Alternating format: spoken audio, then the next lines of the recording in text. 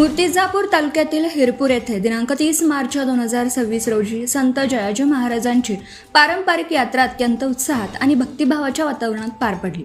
दिवसभर कडक उन्हाचा तडाखा असतानाही भाविकांचा उत्साह ओसंडून वाहत होता।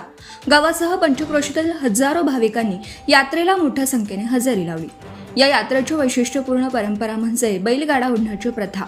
नवस बोललेले भाविक 7 दिवस उपवास करून फक्त एक वेळ दूध घेऊन ही साधना पूर्ण करतात आणि यात्रेच्या दिवशी गाडा ओढतात। याला गाडपगार म्हणतात। यावेळी अनेक भाविकांनी श्रद्धेने गाडपगार ओढत आपली मनोकामना व्यक्त केली।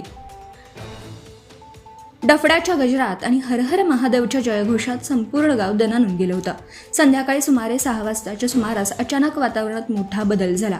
जोरदार वारा सुटून गारांसह पावसाला सुरुवात झाली। या अनपेक्षित पावसामुळे यात्रेकरू व दुकानदारांची एकच तारांबळ उडाली। अनेकांनी आपापल्या वस्तू सावरण्याची धावपळ केली तर काही भाविक आसरा शोधू लागले। दरम्यान 4 भक्तांचे गाडे ओढण्याचे बाकी होते। पावसामुळे आणि चिखलामुळे गाडे पूर्ण होतील की नाही अशी शंका सर्वांच्या मनात निर्माण झाली। मात्र भक्तांच्या अढळ श्रद्धेमुळे परिस्थितीने ही हार मांडली।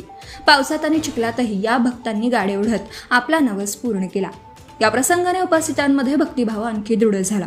कडक उन्हापासून ते अचानक आलेल्या पावसापर्यंत सर्व परिस्थितींवर मात करत जयाजी महाराजांची यात्रा यंदाही उत्साहात आणि निर्विघ्न पार पडली। श्रद्धा, परंपरा आणि एकोप्याचं अनोखं दर्शन या यात्रेत घडलं। यात्रा सुखरूप पार पडण्याकरिता ग्रामीण ठाणेदार श्रीधर गुट्टे, API चंदन वानखडे, बीट जमादार खंडारे व हिरपूर सांजापूर ग्रामस्थांच्या सहकार्याने यात्रा पार पडली। सत्यशोधक न्यूज चॅनलसाठी मूर्तिजापूर तालुका प्रतिनिधी Nagorao Tayde. Subscribe now and press the bell icon. Never miss an update.